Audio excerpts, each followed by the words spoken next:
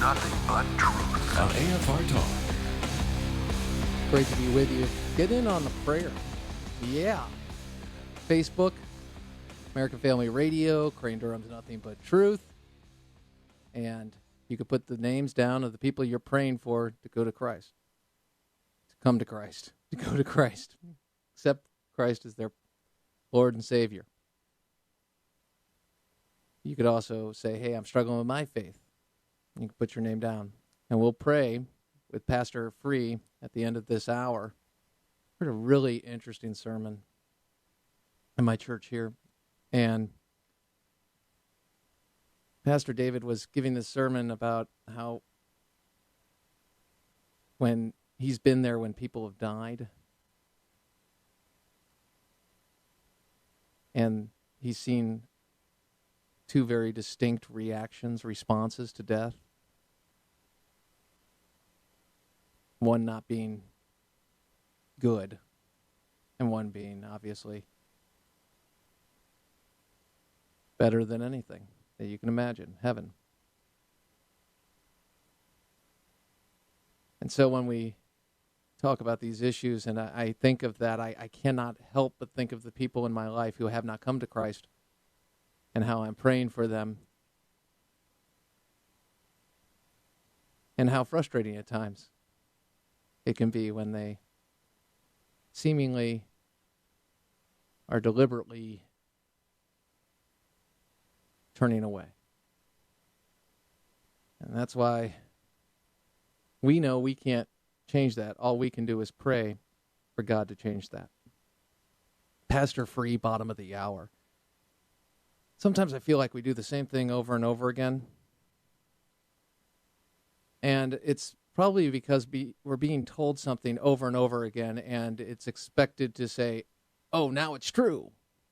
Oh, now it's true. Well, it's not true. 2 plus 2 will never equal 5. And I see what's frustrating about that is the president keeps saying this Affordable Care Act is working. He's telling us it is working and it's going to improve our situation. It's going to lower premiums. It's going to make things better. Here's the president this morning making his case. Roll it. Good news is that starting October 1st, new online marketplaces will allow consumers to go online and compare private health care insurance plans, just like you'd compare over the internet the best deal on flat screen TVs or cars or any other product that is important to your lives. And you're going to see competition in ways that we haven't seen before. Insurance companies will compete for your business. And in states that are working hard to make sure that this law delivers for their people, we're seeing is that consumers are getting a hint of how much money they're potentially going to save because of this law. Now here comes, what is it at the Burger King? What is it at the Burger King, Crane? What is that burger? It's called a Whopper. Roll it. States like California, Oregon, Washington, new competition, new choices, market forces are pushing costs down. Just yesterday, state officials in New York announced that average premiums for consumers who buy insurance in their new marketplace will be at least 50% lower next year than they are today. That's just unbelievable.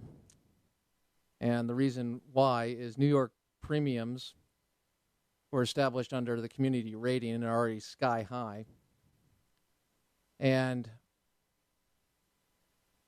the premiums have, as Ovik Roy pointed out, I spoke with him today, senior fellow at the Manhattan Institute and columnist for the National Review Online,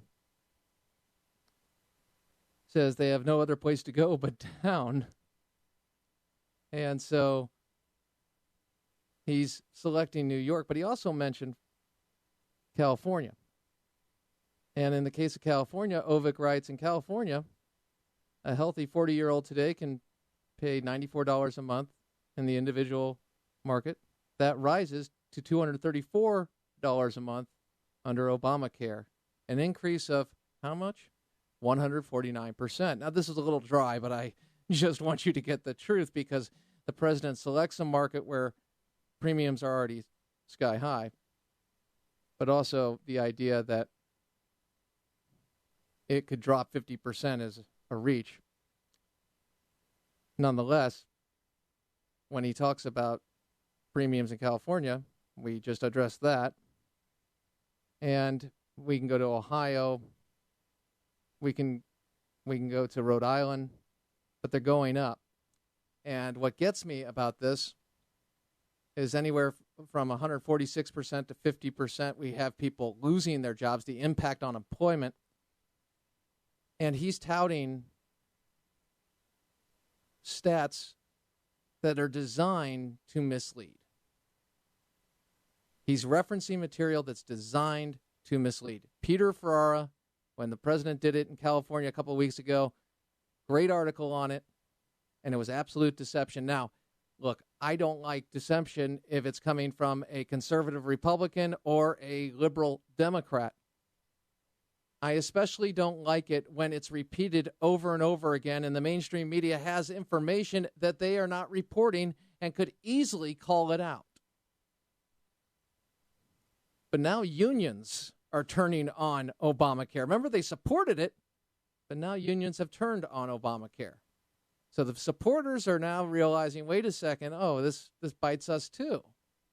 This is going to cost us jobs. The implementation, there are consequences. Crane and others who criticize the plan, this is what you were talking about. Well, Charles Krauthammer addresses the employment issue first. Roll it. It's true. They supported the bill. They supported the administration. They helped elect it. They had the boots on the ground, and they were swindled. But it isn't as if they weren't warned. People who looked at the bill said the way it's constructed, there's this huge incentive for any business, small business, to drop the number of employees under 50. The firms are now known as the 49ers. So people get fired as a way to get under the requirement of employer mandate. Then he shifts in particular to the impact on the unions. Roll it. It also means that a lot of the full-time employees are going to lose at least 10 hours of work. They have to get under the 30 hours. So if you're a full-time worker now, you're not going to be able to support a family on the part-time income. But the worst is, as you indicated, they're going to lose their members. The glory of the union movement is that beginning of the Second World War, when there were wage and price controls, companies competed against each other by including health care in the package. That was the beginning of that. And that's one of the great achievements of unions. And now what they are seeing is workers are looking at the exchanges and seeing, I can drop out of the employer plan, I get a huge subsidy, I come out ahead, and then I don't have to be a member of the union. So this is a disaster for the unions, and that's why you have this letter of desperation and disappointment. You take this apart, and you realize that groups act in their own self-interest, but inevitably, if a politician is going to segregate groups to build a coalition for a piece of legislation, and it undermines personal liberty,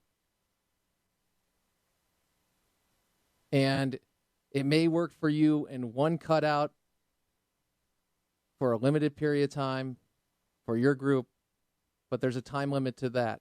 Sometimes it's a power shift. Sometimes it's a calculator known as the CBO, using a formula that is given to the people that are the supporters of this bill that is not honest, that will compute numbers in a way that you will have a result that ends up to being 80 to 100% wrong in the sense of additional costs. And that's the problem when you look at the legislation.